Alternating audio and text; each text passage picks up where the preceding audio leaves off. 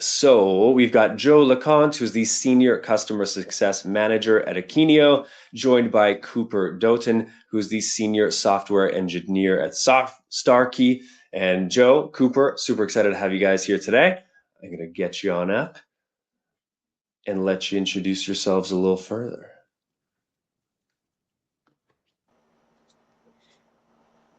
Welcome, welcome. Thanks, Mackenzie. My pleasure. So I'll join you for the Q&A, but I'll leave you to it here. Perfect. Thanks. So welcome everyone to today's webinar. As Mackenzie just shared, I'm Joe LeConte. I'm a customer success manager at Akeneo. Before we introduce Cooper in a little bit more of a formal fashion, I'd like to just kind of give a brief introduction to both Akeneo and Starkey. So first, Akeneo, we are a leading product information management or PXM solution provider. Our mission is to help brands, retailers, and distributors deliver compelling product experiences across all channels. We understand that rich, consistent, and accurate product data is the backbone to any modern commerce, and that's precisely what our platform enables our customers to do. We help companies streamline their product information workflows, improve data quality, and accelerate their time to market, empowering both technical and non-technical users, which you'll hear about a lot later with Cooper, to manage the content effectively, including delivering product experiences across Salesforce Lightning applications. So Starkey is a privately held global hearing technology company headquartered in Eden Prairie, Minnesota, with a presence in over 100 plus markets. Starkey is renowned for their innovation in design, development, and distribution of advanced digital hearing systems. And they are deeply committed to helping people hear their very best, delivering personalized, high performance and hearing solutions through a trusted network of hearing professionals. With the focus on comfort and cutting edge technology, Starkey continues to set the standard for hearing health worldwide. And joining me today from Starkey is Cooper Doughton. And Cooper, it's over to you. All right, Joe, thanks so much for having me here. Appreciate it. Great. So to kick things off, Cooper, could you give us a high level introduction to Starkey's products and your sales channels? Yeah, for sure. So at Starkey, we're, like Joe mentioned, we're a US-based hearing aid manufacturer, and we offer a wide variety of hearing aids and accessories that are designed to improve people's quality of life through better hearing.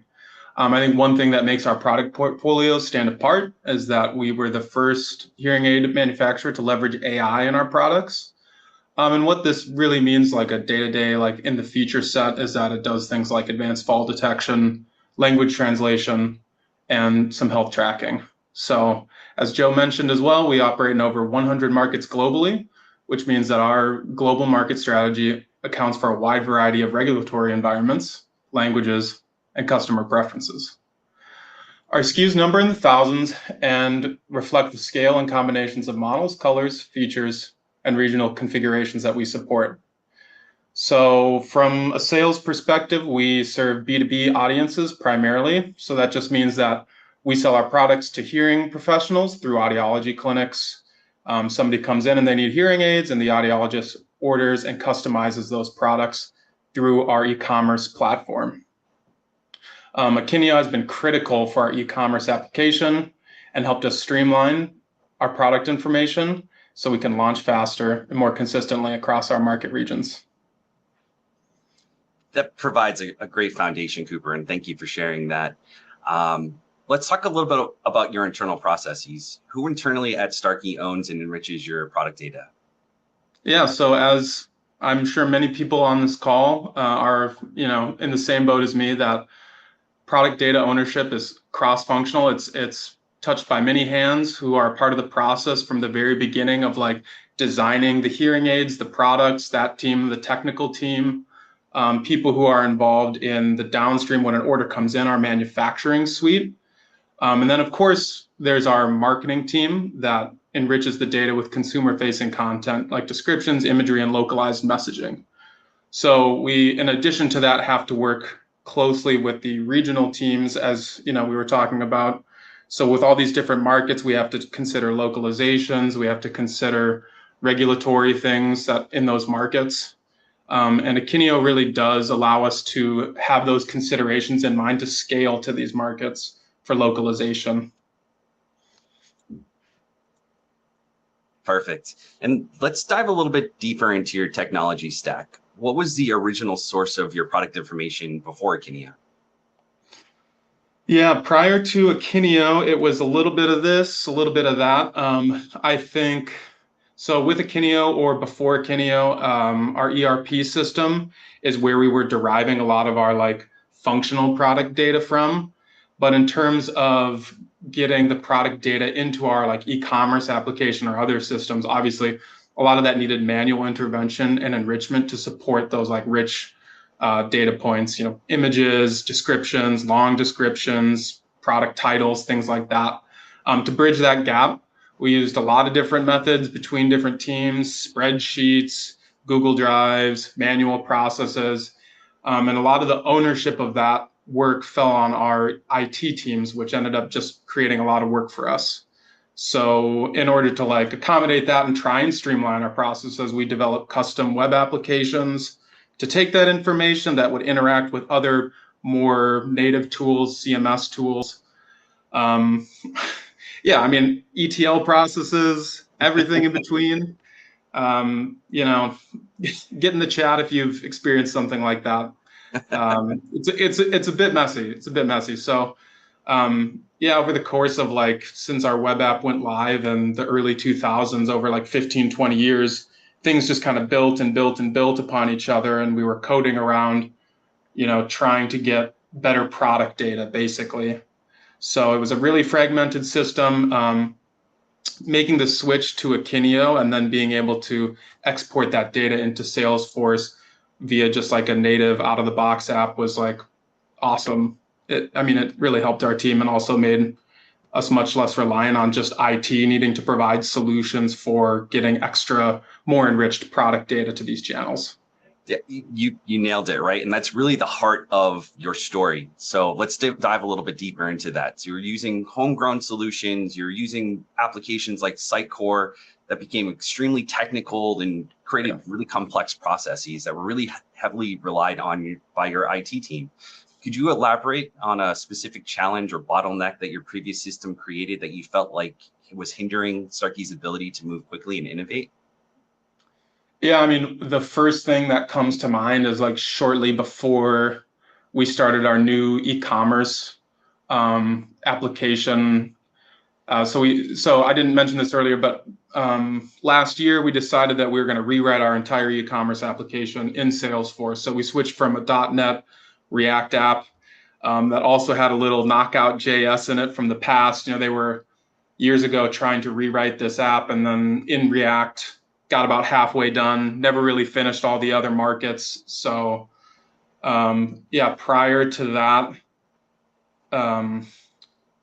yeah, we were using all these different tools and IT had to do it. And anyways, the point of that was that we had different variations of our products, right? A hearing aid, like a standard hearing aid, we were thinking about it like, here's the hearing aid, and it's got 7 color variations. And the way that Starkey set it up was they had a smart part numbering system, so you could differentiate the kind of hearing aid based on the part number. Well, over the course of like 30 years, they started to run out of part numbers, so they had to get rid of the smart part number system and move into a different sort of just machine generated part number system. Unfortunately, our applications were all coded around this smart part number, so that was like a prime example of like, well, what are we going to do? We had to do a bunch of coding. IT was heavily relied on to like make something like that happen. What's awesome in Akeneo is that you can create variations within Akeneo itself. So we don't have to like worry about, oh, we have to create this new attribute. We have to change our importer code, our exporter code, update a bunch of stored procedures and tables. Now it's just here, we need to create a new variation. We can go do that and export it into Salesforce. Sounds like flexibility and scalability were really critical in the decision to move to Akeneo. Yeah, for sure. So another significant highlight that you've mentioned is the reduced reliance on IT and technical resources to really help empower the non-technical users that are using the PIM directly. Can you share a specific example or a task, maybe even a process that previously required deep development knowledge and now is seamlessly handled by business users? Yeah, I can think of like a bunch of different examples. I mean, like the creation of a new attribute is a good one, like enriching any of that information, changing a product title, even something as simple as that. I mean, there was like a bunch of different systems, right? Different app for translations as for adding the products to the website. So like IT, people in IT were the only people who really understood what went where and why and which environment to push it into. So like instead of needing all of that to be on IT to understand all these different disconnected systems, a business person now, like a marketing person, can just go into Akeneo and say, hey, we actually need our product title to change, or we need the description of these products to change. We need to update the language just a little bit. And they can do that without needing to ask IT to go in and like, hey, what environment do we need to do this in? And can we push it? And, don't necessarily have to worry about relying on IT for something like that. And did that improve the time to market, or is there any improvements that you can relate to there? Yeah, for sure, for sure. I mean, it sped up a lot of our internal processes. I mean, like, is there something specific you're thinking about, or? No, just asking. Just was wondering if you had any any data to say, hey, we were able to improve by X percentage or more efficient by X.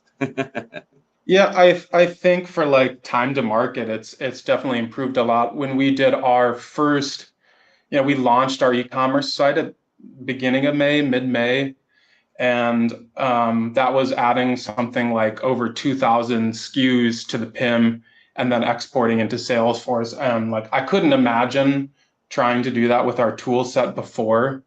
There are like built-in tools within Akeneo that really speed up the process, like being able to edit products in bulk, being able to set up tailored imports. So if you have spreadsheets, a lot of our work was done primarily with spreadsheets before or changing it to XML. But you could take a spreadsheet and you could do a tailored import and say, hey, I want to map these fields, these columns to these attributes. And you can kind of like massage that data a little bit. You can keep it the same. You can set up rules within your Akeneo environment. I mean, there's the like launch to market with the product launch that's definitely improved a lot. And then there's also just day-to-day operations that have improved efficiency within all of our teams. Yeah. So let's double click into that product launch piece a little bit, right? Because as you mentioned, they used to be really stressful and time compressed. And now they're handled a lot more significantly with a lot more speed and efficiency. How has this newfound speed and ease of updating products changed the day-to-day workflow and stress level for some of the teams that had been part of the process in the past? Yeah, for sure. I mean, I don't want to say it's night and day, but it's a bit night and day because just this morning, actually, like a couple hours ago, we had our first major product launch after our site went live. And, I got messaged about, hey, we need to update this product relationship. And, normally I would be stressed out. We have this webinar. I've got other work I got to do. But it was just as easy as going into Akeneo and like verifying the product data looks good, making one small update, and then exporting. What would have taken me maybe like a half an hour to an hour took me all of like a minute and a half. So it allows somebody like me who's maybe on the more technical side to focus more on solving technical problems, and allows like our product team also to feel less stressed about last minute updates, which, I'm sure anybody also on the call can relate to, hey, we've got this last minute thing that we got to sneak in.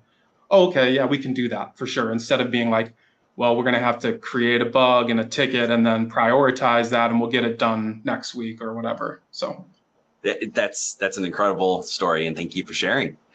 Let's get a little technical. So what were some of the surprising parts of the Akeneo app for Salesforce that addressed maybe a business requirement that you had anticipated having to create like a custom development for? Yeah. Can you repeat the question one more time? I was trying to no worries. Yeah. Let's talk about the Akeneo app for Salesforce and Yeah. potentially maybe a business requirement that that you anticipated having to develop on top of the platform. Yeah, that. Yeah, as you could imagine, hearing aids are a product like any other product. I think what sets them apart is that they're maybe more highly customizable than like your standard t-shirt. I've got a standard t-shirt, it's got these colors, I've got these sizes. Well, I've got a hearing aid and it's got 50 options that you can select, but you can only select certain options with other options. We refer to these as custom configurations. So we knew we were going to have to solve some more complex use cases. I think one thing that I really appreciated about Akeneo is the concept of reference entities in Akeneo. So if for people who are unfamiliar with the Akeneo product, reference entities are just like creating like a custom object in Salesforce. So you can define your fields, what type of fields they are, and then you can associate those records to products. And what's nice is, let's say, hey, tomorrow for this custom configuration, we have to change this option. Well, if I update it on that reference entity, then it can update all the products in parallel. So then all that information is updated. That's great. And were there some other potential solutions that, from the Salesforce? So you talk about reference entities in Akeneo. How did those fit into Salesforce through the Salesforce app?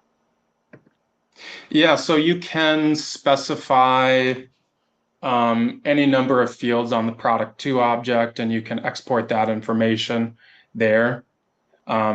So whether it's reference entities or creating a new field in product 2 that you need to export that information from your PIM solution, that connection works natively. And the other thing that I really like about the connector app that runs in between the PIM and Salesforce is, just like with tailored imports and exports in Akeneo, you can also massage the data a little bit.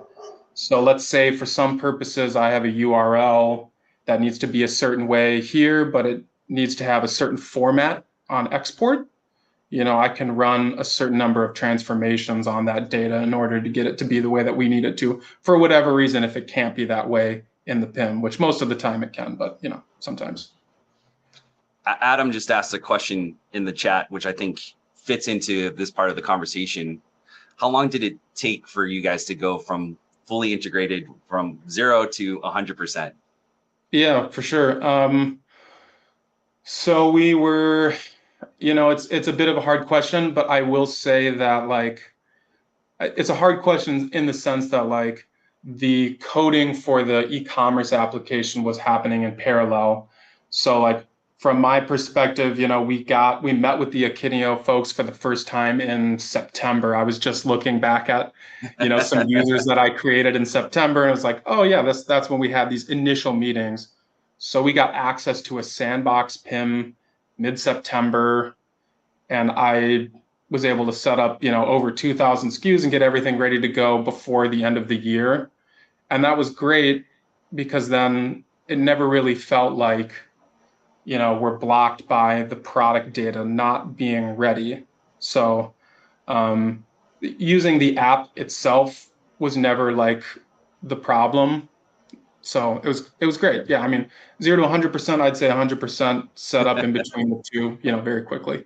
Well, and you're really not even at 100% yet, right? Because we're really only focused on one market. There's a whole lot of extra work that needs to get done for the rest of the markets. But yeah, that's a great answer. So thanks for that. Yeah, for sure. Great question, Adam. Thanks. Yeah, I think we're moving on to the next slide. So Cooper, thank you so much for sharing so much of your insight today. It's clear that before we move on, Joe, sorry to interrupt. Go ahead. Can you go back to the previous slide? Yeah, of course. There's one other thing that I saw in there that I didn't really touch, which was the enhanced data governance accuracy. Absolutely. Portion of it. Yep. Yeah, and I think that's a huge win. Akeneo, like any PIM solution, does enforce good data governance practices, and that's been a huge win for us. Previously, with our other CMS solution that we were using to house product information, we would sometimes run into these issues where, let's say for like a color attribute or something like that, we had like 3 different values, and it's no fault of anybody, but it's like the person who is importing the product information accidentally put a space where there should have been an underscore or a dash where there should have been an underscore. So now, like, oopsies, we have 3 different white sterling values, and which white sterling is it? And by a process of like elimination and finding bugs and it not working, that's how you would figure it out. Where now with our PIM solution, we're able to control those values. We're able to see them much more easily, and you could catch that mistake way ahead of time. Additionally to that, I've created things like an ERP attribute section within our PIM, so we can store and house all of our ERP information, and you can make it read-only. So we import the fields from our ERP system. It stays as it is. We can use it as like a reference back to our ERP if we want to. We can make it read-only. So yeah, nobody can just go in and change this stuff. You know what I mean? So yeah, I mean, the data governance thing I think is huge. It's setting us up for success, because that to me is for sure one of, if not the biggest part of having a good solution, because all of our inputs and outputs didn't change from transitioning our old e-commerce site to Salesforce, right? It's like we still get all our information from the ERP. We still submit orders to the ERP, whether or not like it's Salesforce or a homegrown e-commerce application. So we needed a way to keep the data, that core functional part number, any manufacturing data, we needed to keep that the same, but also be able to enrich our product information in a more robust manner. And that to me is where like the special sauce of Akeneo comes in.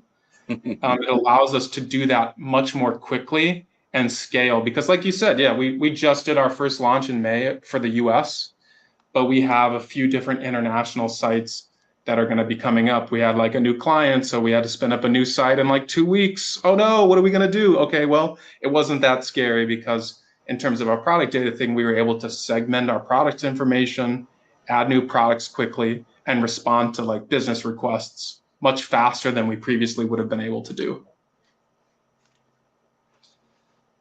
That's a fantastic answer, and thank you for sharing that. What is your favorite part, like your favorite feature within Akeneo? I love the bulk edit feature. I think that part to me is like a game changer. So I don't think I'm able to share my PIM screen because I think we have the slides up. I don't think so, no. I don't want to break anything either, so. Well, I might try to break something. So all right, let's go why for not? it. Huh? Totally off script now, guys. So I'm gonna make sure everybody can see my PIM screen, right? Okay. You're good. All right, cool. So first of all, before I get into this, these are the reference entities that I was referring to earlier. These are like the custom objects you can create. So for us, we have this options data. You can see that we have like a bunch of different fields because our manufacturing suite needs to know about this information, but we also have things that are specific to our e-commerce application that we can have. So for like our custom options objects and their related objects, we can create these fields and then put them and assign them to products and have them available in Salesforce. But the couple of things that I really love are the bulk edit features would be probably the first one. So Akeneo has things called families. So this is how you sort of segment your product offering.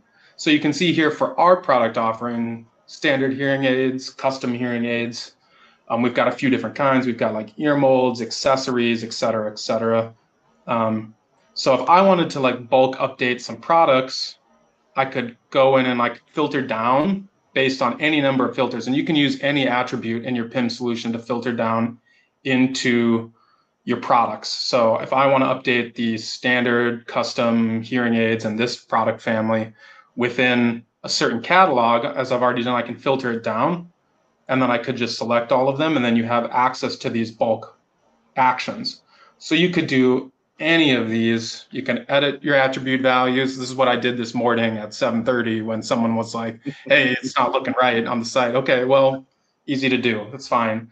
You could add attribute values. You can do any of this stuff. So it really makes the product enrichment portion very quick and easy to use because, as long as you know the products that you need to edit, you could edit as many as a time if it's like a big bulk update, which is awesome. I could do the entire catalog. I could change them all to Cooper's hearing aids if I wanted to, Joe.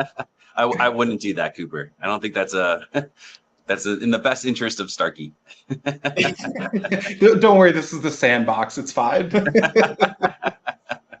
Yeah, and the other thing that I was referring to earlier, which I really loved, was the the tailored import thing. So tailored import, you can initialize like an import structure from a spreadsheet. So say your product team has the same spreadsheet that they give you over and over again to put in product information. And maybe you're doing it in Salesforce via a bulk upload or the workbench or whatever. What's nice about this is it's basically the same thing. You map it to your fields, but you also have the ability to say, hey, if you see this value in this column, I actually mean for you to assign it to this value. You can add an operation. You could say, hey, simple select. I mean, there's a few new ones here too. Wow, okay, clean HTML, change the case. I was wondering when you're going to catch on to that. Yeah, some brand new features being rolled out on the fly. It's great. Well, here's a good example. So we've got these different brands, right? And I've set them up as a reference entity because there's more enriched information that exists for like our manufacturing suite that goes along with the brand. So I can then assign it to that brand dynamically while I'm importing it. So that's another great feature for us. It's been a game changer. It's saved us like a ton of time. So you don't necessarily like need to go and clean your spreadsheets every time and normalize the data. You're able to normalize your data through this feature essentially. So that's just a couple things top of mind. I don't know if anyone has any PIM related questions while I'm just like poking around in here. If you want to, feel free in the chat. I can kind of like do a little walking tour together with you. I haven't seen any, but if anyone has any, you can use the Q&A field and Cooper and I will see them real quick. Sure, yeah. I'll stop sharing and you can go back to slideshow time. I don't even remember. Where were we? This slide? I don't even remember. I think we were here. Yeah. Well, again, thank you, Cooper, for taking us through Akeneo and for sharing all of your insights on this journey. It's clear that Akeneo has brought significant improvements to your product content management and specifically connecting it to your Salesforce instances. So to summarize some of the key business impacts and outcomes Starkey has experienced since implementing Akeneo, Akeneo and Salesforce app, we can highlight certain areas like Starkey gave business teams direct access to product data and reducing the reliance on IT, improving speed, better accuracy and control, and you're really able to cut down the launch time and simplify the updates, really helping the team create a central location for product information. So Coop, before we open it up to additional questions and answers, considering all of the positive outcomes from the faster time to market to empowering users, how do you envision Akeneo continuing to support Starkey's long-term strategic goals?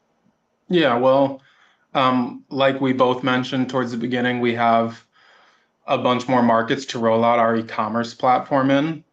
So there's that to start.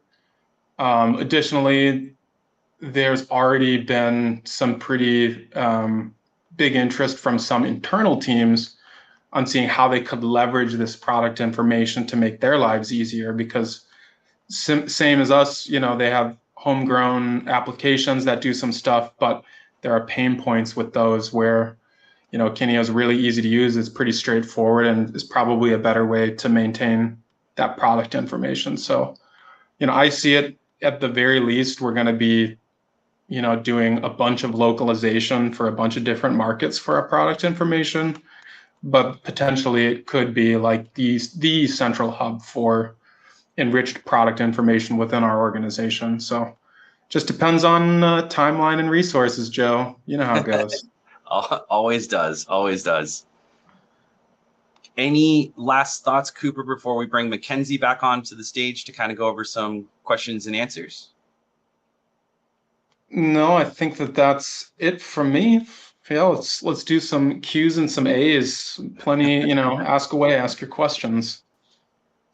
Alrighty, great guys. I really enjoyed the presentation, and I actually really enjoyed seeing things under the hood or there. And I think so many people out in the audience probably are using products like this or already using Akeneo, and it's nice to kind of see what's new, how to use it, what's this actually going to be like if people do go on and onboard. So yeah, let's hit some of these questions in the queue. We've got a number of questions, but if you're out there in the audience and you weren't thinking about questions and you were just listening, you still got time to sneak a couple questions in there. But let's dive in. So I've got a question here about customizing. So the question is, to what extent did the Salesforce developers need to customize the Akeneo Salesforce app? Yeah, I would say very limited. So I think they did a couple different things. First of all, they customized the code. So the way that the connector app works is it comes in and it calls a trigger. They just abstracted that one layer. They added a trigger handler to a couple of those methods, and then outside of that, they also changed a little bit of the code to import product variations. So they kind of abstracted that as well, because for us, we have a lot of different products that utilize the concept of a product variation. So those were two customizations that we had to consider with it. Outside of that, we kind of just use the app as is. Okay, well, that's nice. So pretty out of the box. And I know you guys spoke already a little bit about like how quick was it from 0 to 100%, but maybe can we peek at how did that go? How was the onboarding and kind of flesh that out a little bit? Yeah, the onboarding into like the PIM solution, into Good question. I'd say into the PIM solution, yeah. Yeah, okay. All right. Onboarding into PIM solution went very fast. I think the biggest thing, the UI is super intuitive. It's super easy to use. You saw like a little glimpse there, but it's all very like straightforward. Akeneo also offers a couple of just kind of like introductory courses called Akeneo Academy, which you can dive into if you want to learn a little bit about like 101, this is how the tool works. So that was very helpful for me and a couple of other business users. In terms of getting people like into and 100% in the PIM, that probably took just a couple of days. It's really just understanding like, okay, this is what these attributes are. I trained in somebody who was pretty new to Starkey, like they just finished their first year here. So some of this information looked like gobbledygook to them, which maybe it did to everybody here on the call as well who's not familiar with hearing aid products. I don't know. But yeah, I think that was probably a steeper learning curve than learning how to use the PIM solution, which says a lot, right? It's like the biggest thing is understanding the data more than it is understanding the tool, because the tool is so easy to use. So Thanks for that. And shout out to Chris and Dan for also helping. Yeah, from the project side. Chris. Getting that recognition, I like it. Okay, Paul from the audience is asking, how did the integrated automation to the workflows specifically affect product time to market and other KPIs? I think you did touch on that a little bit with Joe, but anything else you want to, revisit or expand on? Yeah, I mean, I would say it improved it, and Starkey did and has always tried to, like, as an IT organization, automate as many processes as possible. So even though like there were a lot of painful points in our process previously, we set up all of these different like stored procedures and ETL processes that would run behind the scenes to get this e-commerce information into our web app, basically. So that was all automated before. The pain points there were that oftentimes there would be some kind of a bug, every couple months. Oh, something's breaking, products aren't showing. I would say more than just like a time reduction from like an enrichment standpoint and exporting. I mean, that's, lightning fast. That's already faster. Instead of waiting for the ETL process to run, which maybe takes a half an hour, it just goes in automatically and the store runs an automatic reindex in Salesforce. I think, but more than that, the thing that I want to point out is that we run into much less problems with exporting product information. Now, instead of like, there's a bug that's going to take me a half a day to debug and find an exception in some process that takes the information to point A to point B, it just kind of comes through. It's not as much of a concern. So it almost sounds like transparency, right? Like that's another clear thing here, right? That you actually have a visible view of how these products are leaving Akeneo and getting into Akeneo.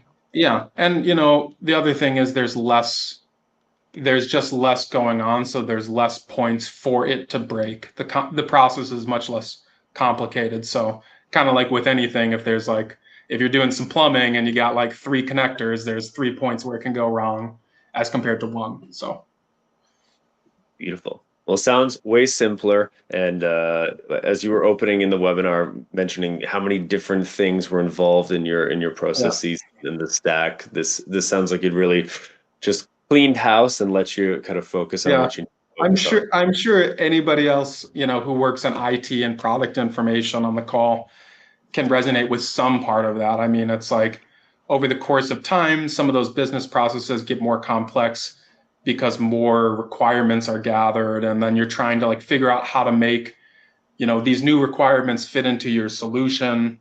I'd say that like I'm very excited to see how, instead of nervous, I'm very excited to see how Akeneo can scale with us. So beautiful. So I have 2 questions that came in from the audience, essentially the same question. So I don't know if it's Hamon, Jamin, and Paul. They're both asking about getting buy-in from key stakeholders, especially technical leadership. So said, I find it harder to secure funding for back-end projects when compared with these sort of sexier front-end activities. So what steps did Starkey take to secure funding and executive support for the project? Yeah, for sure. So there was definitely buy-in from the beginning. And part of that was that we had already planned to rewrite the e-commerce application. So when we were evaluating like, okay, we're going to be rewriting this, we wanted to also evaluate like, how are we getting our product information into our new Salesforce solution? And so we evaluated a few different PIM solutions. I think the couple of really big selling points for us were the product variations that Akeneo offers out of the box, and then also having a native Salesforce export solution from the PIM into Salesforce. And in terms of getting buy-in, I think everybody understood that like our current solution wasn't really scaling with us the way that it needed to. So the good part there is like the executive team understood that already. So we didn't necessarily need to go and like get more buy-in from them. They understood that there was a problem that was causing an efficiency problem for our team, which is ultimately costing the company more money and resources. So thank you for that, Cooper. You mentioned features, and I did have a question here about sort of favorite features. I think, again, we've kind of skirted around a lot of these things, but any favorite features? And Joe, this could be for you too. Is there anything you like think is just love? Joe, I answered my favorite features. You got to go and answer some of your favorite features with Akeneo. We're rolling out at like every company a lot of AI features, and we have some in Akeneo that are really designed to help with generative AI and translations, and those are all great and good. I'm really excited about a new feature called PX Insights. And PX Insights is designed to bring in data from different parts of the business. So maybe Google Shopping, or maybe user reviews that you find online.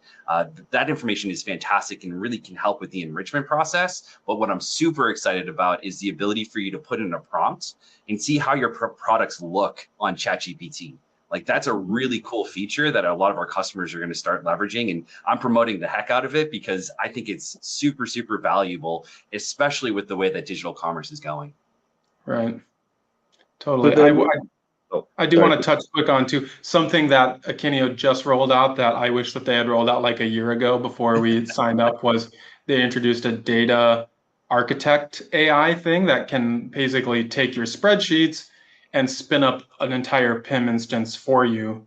So it could remove a lot of the like manual work at the very beginning. If you know you want to go and get Akeneo today, you could take this and use the data AI architect, and then it could maybe spin up like the majority of the manual work that you would need to do, creating all your attributes and whatever. So pretty useful there. Could save you a ton of time. And does that kind of like clean and consolidate the data that you have? It takes a look at whatever data structure you have today and says, okay, this is what it could possibly look like within Akeneo. So it'll go through families, as Cooper mentioned, categories, it'll find attributes, and really give you a baseline for you to say, okay, this is potentially what it could look like. I know that I have my own specific business requirements or business needs that maybe don't fit this exact model, but to Cooper's point, definitely gives you a leg up on how to build it directly in Akeneo. Nice.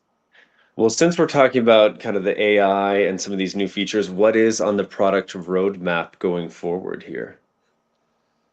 It's a great question. One of the things that we just did our summer release, and we just had a Deminar about all of the new features that we released earlier today. So go take a look at that. Lots of great features coming out there. We're really going to be focusing a lot on more advanced data modeling. So some of the things that Cooper was talking about, we'd like those ideas. We're going to take in a lot more of those advanced data modeling so that we can help more of our customers build out the specific data models that really meet their business requirements. Cooper, I liked your chat note there about Deminar. I actually have never heard that term, and Yeah, I haven't Deminar, either. it's great. So I need to use this going forward. We pretty much did a Deminar today, unintentionally. An unintentional. A Deminar we didn't even know was going to happen. That's great. Well, gentlemen, I think we were pushing up against time, but first, anything you want to specifically highlight or leave with the audience, and second, if people are enthused out there, they loved what they saw, they want to dive a bit deeper or get in touch with you guys, how should they go ahead with that? Yeah, I'll start here. I would say if you're working, in IT, and maybe you also have an e-commerce solution or you're working on some application that interacts with product data, and you find yourself looking at your app and saying like, wow, we've got a lot of these situations with product information that we're coding around. I mean, for us, that was something that I kind of look in the rearview mirror and see.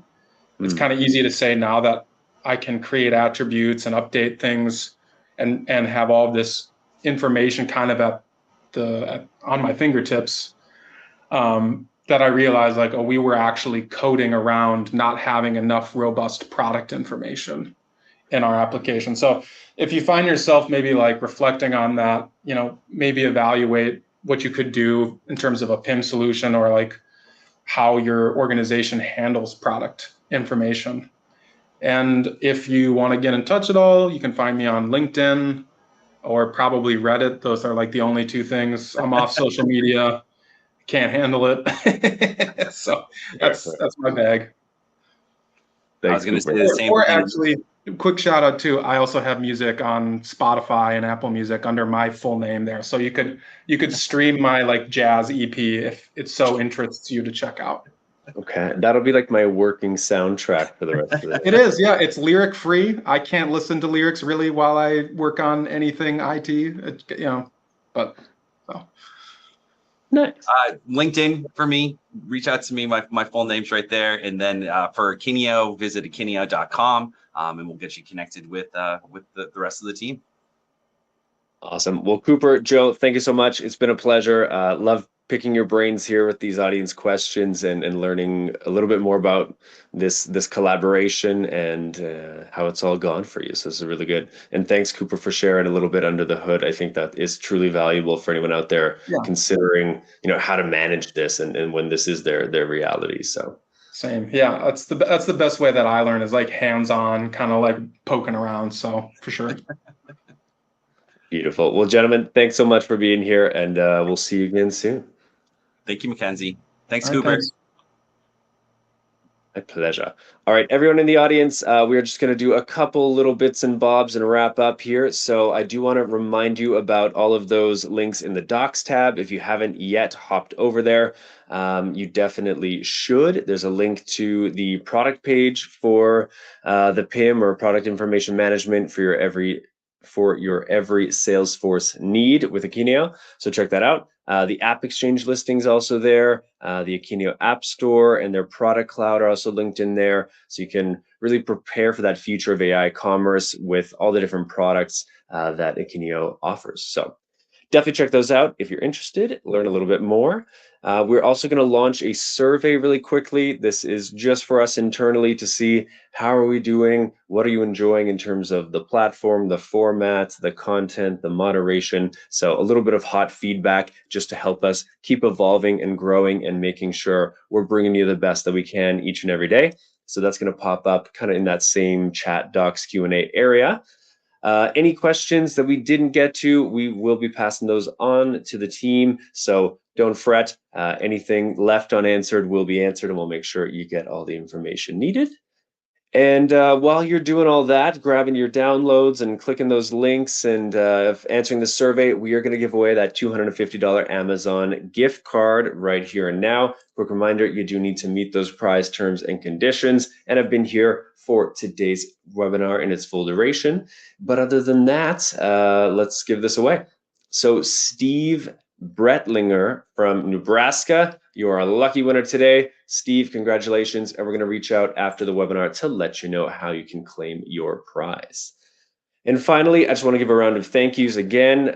Joe, Cooper, so fantastic to have you both on today. Thank you again to Akeneo and Salesforce for making this webinar possible. Great event. And again, a big thank you to all of you out in the audience. Without you being here, this event couldn't happen. But you know, we're all busy. There's so much going on. There's new products, new features, this evolution of AI, commerce. How do we manage it all with our busy schedules? And so thanks for taking time out of your busy schedule to be here, learn something new, and keep part of a community that's here to learn and collaborate and move forward. So thank you, everybody. If you have any questions, feel free to reach out to us by email or ping us online. But otherwise, we're going to wrap things up. And until another webinar in your future, I'm wishing you all an absolutely fantastic rest of your days. Take care, everybody.